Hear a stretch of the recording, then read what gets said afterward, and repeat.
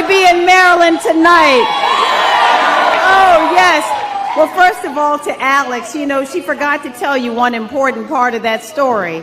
She's the one who got on the bus after I had to race after her first grade friends and said, well, we have to wait for a certain 40-year-old to come across the park.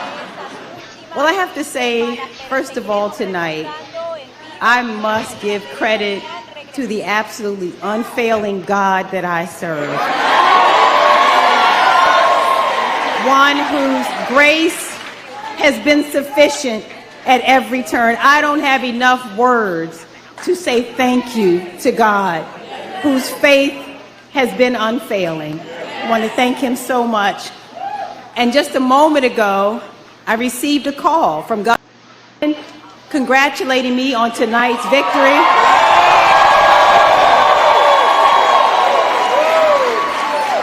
Offering his congratulations and the congratulations of Yumi. And I know that we both share a very deep love for Maryland and commitment to Maryland, so I certainly want to thank him so much for his service. Now, I start off with something that is so obvious, and it's that it couldn't be overstated, but tonight absolutely could not have been possible without you, without every single person in this room and the people of Maryland. So to the people of Maryland, thank you so very much. Thank you to Marylanders. Thank you. Now, if I named every person who shares this victory with us tonight, we'd be here for a few hours. But I can't leave the stage without thanking some very special people who made tonight possible. First and foremost, to the single most incredible, the baddest campaign team, let me tell you, ever to have graced the earth. This team is incredible, and they are led by the incomparable Sheila O'Connell, our campaign manager. Thank you so much to Sheila, who is what I love to call a super bad woman. Sheila led this, she flew this plane, no matter what the winds were, against over $100 million that was spent against our campaign.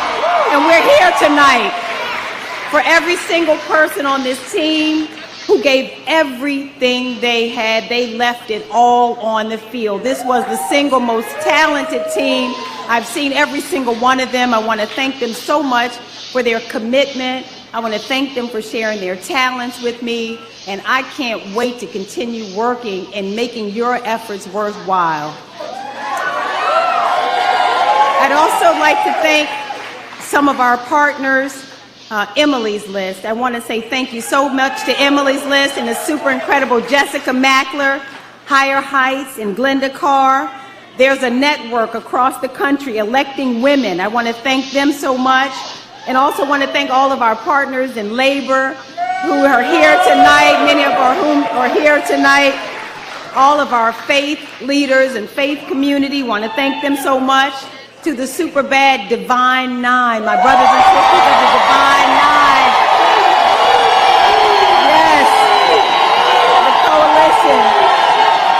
Yeah, yes.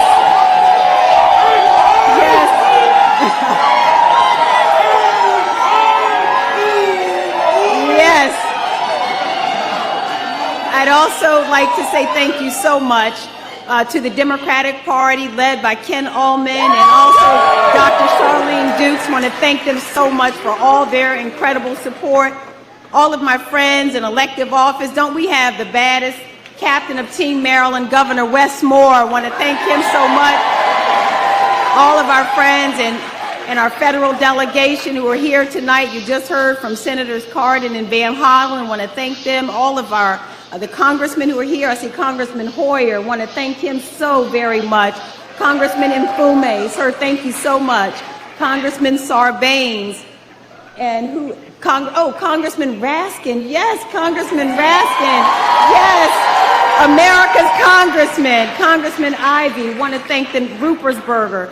Thank them so much for all of their support, as well as all of my other brothers and sisters in elective service who are here tonight, from the state senate, our delegation, our council members, all the Democratic Central Committee members who worked so hard on this campaign. To all of our volunteers, all of Team Alsobrooks, every single volunteer, thank you not just for believing in this movement, but I thank you for working so hard to take the movement to the people. So for every single volunteer who opened your home, who met us in coffee houses, met us in backyards, for all the donors who contributed, I want to just say thank you so much for every phone call and every door knock. Thank you so very much. And to the people, thank you, that's Wanda Durant, you guys. To the people of Maryland, especially the folks who came out. Now, you all know we started a little later tonight. And you know why that was? It was because our college students and first-time voters, so many of them showed up at the polls tonight. They had to keep the polls open later because our children came out to vote tonight. And so I want to just say thank you to them, and also want to just give a special shout out to my hometown, Prince George's County, Maryland.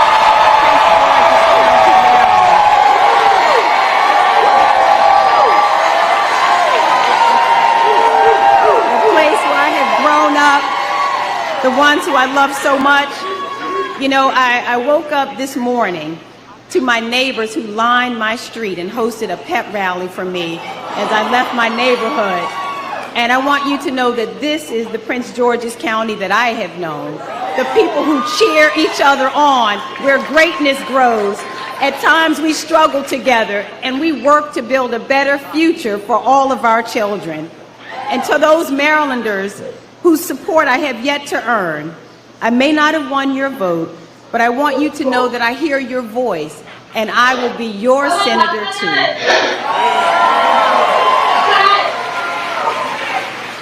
And then thank you most especially to the most amazing family this side of heaven. Thank you first of all to my super incredible big sister, Kimberly Seymour, who is my protector and my hero, the best sister in the world. And you know, Kim, we're going to be up pretty late tonight. We're going to be celebrating this one for a moment. I'd also like to thank my parents, James and Patricia Alsobrooks, my two heroes right over there, whose values I hope you see reflected in me every day. And you see as well their love, the profound love that they taught me for other people. As well, you see their grit, their determination, and the work ethic that they passed on to me. So Mom and Dad, you may not have seen this coming, but I tell you, I thank you so much for making every day of it possible. Thank you so much. To my grandparents who would have loved to have been here tonight, but whose legacy I carry on, I thank them so much. There are two other people that I want to thank. Cora Masters-Berry, I know is somewhere in the room. I want to thank Cora Masters-Berry. And George Hazel, where are you, George Hazel? I want to thank the two of them as well for their love. Now, it's remarkable to think that in 2 years, America will celebrate its 250th birthday. And in all those years, there have been more than 2,000 people who have served in the United States Senate. And only 3 have looked like me.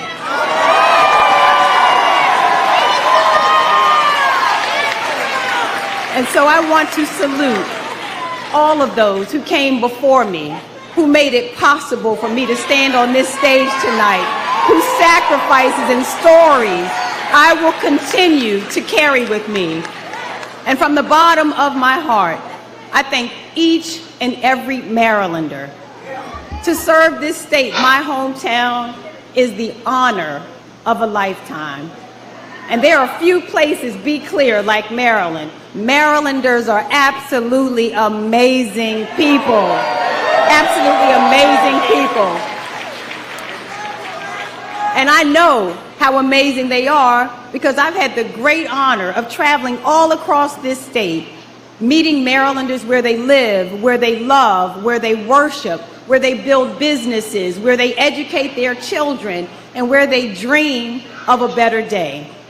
And I stand here tonight for all those people who dream of a better day.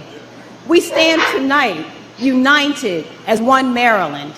And to each and every Marylander, I say this: I will make your care my concern, your hope, my focus, and your dreams, my work in the days and years to come. And to the people who did not vote in this election, I want you to know that I see you too, and that I will never stop working to prove that public service, that the work we do can and must change the lives of people for the better. And lastly, I stand here tonight for my North Star, for my reason for being, my incredible daughter, Alexandra.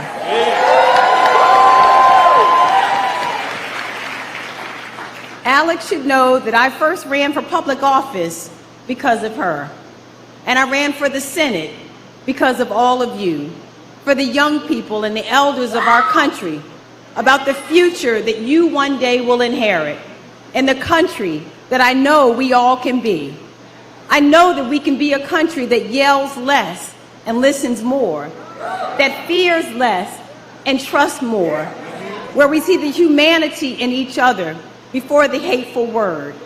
And as divided as we may feel, in America, I still believe there is no us against them. There is only us.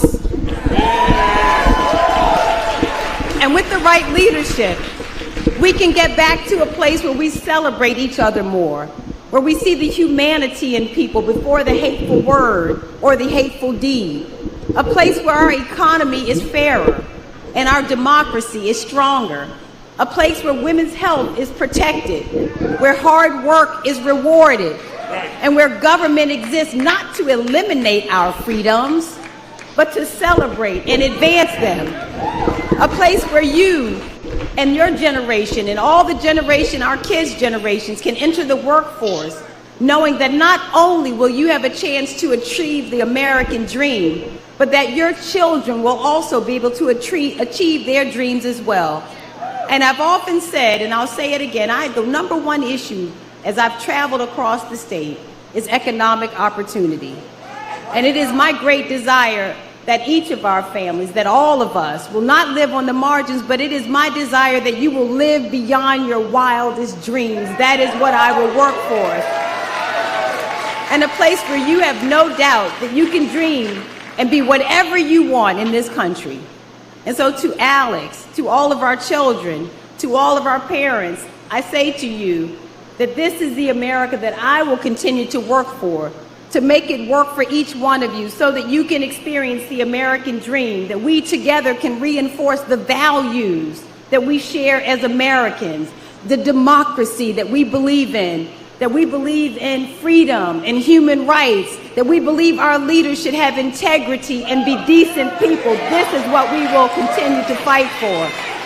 And as I've said a few months ago in Chicago, it's always darkest before the dawn. And you heard me say that we have endured for a night, and now joy cometh in the morning. And I want you to know that I am still hopeful that we will learn later tonight that that joy will be led by a woman, by my friend, our next president, Kamala Harris.